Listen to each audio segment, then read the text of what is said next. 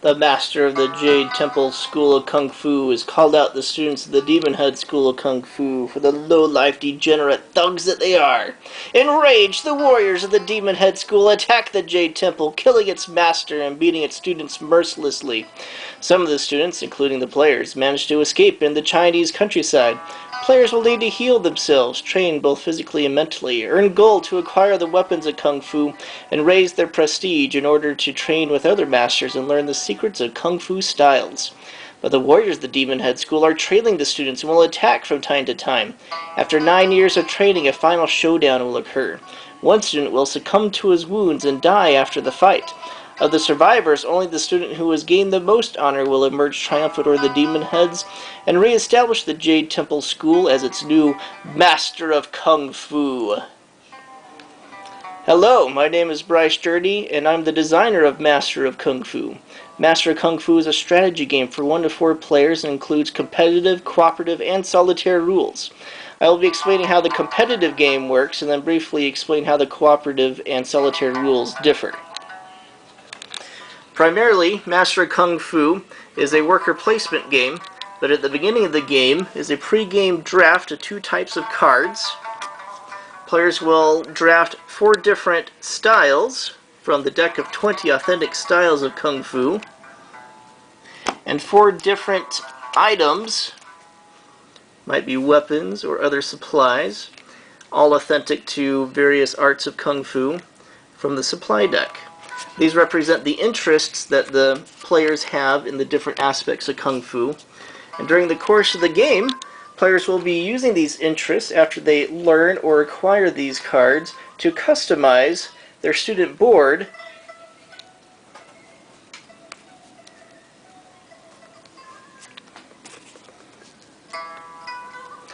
and become more able and adept to defeat the Demon Head Warriors.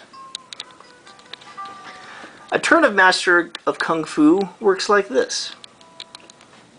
Players will take their student miniature and place it on a spot between 2 action spaces and take those 2 action spaces in either order.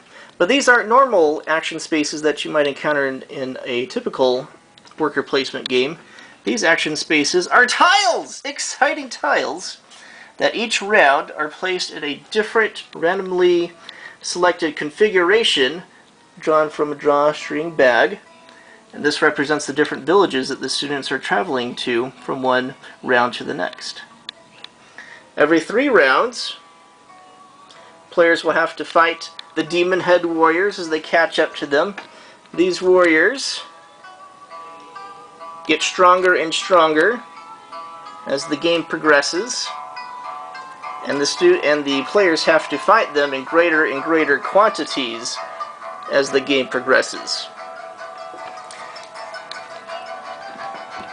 To help them overcome the Demon Head Warriors, the players will have to select their worker placement spot each round, strategically adapting to the different layout of the board and using the different layouts to their best strategic advantage.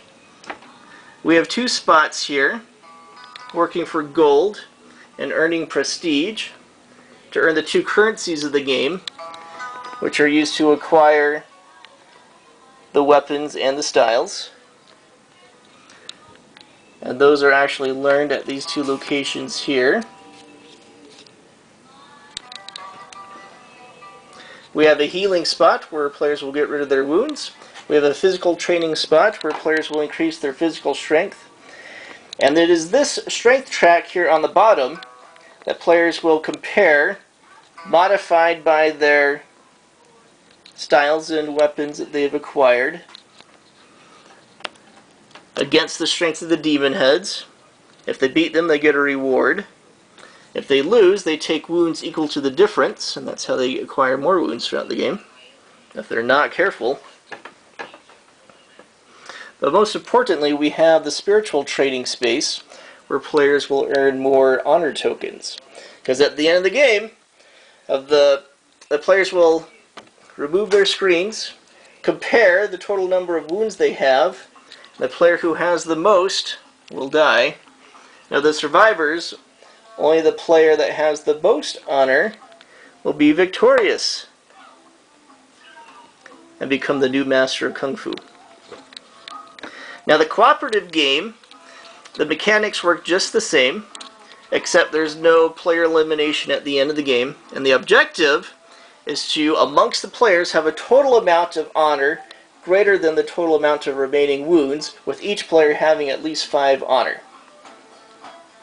If that is achieved, players win collectively. If it is not achieved, players lose collectively. The solitaire game uses the cooperative rules, with an additional challenge of the other student miniatures being in play, being used as blockers to prevent access to some of these spaces.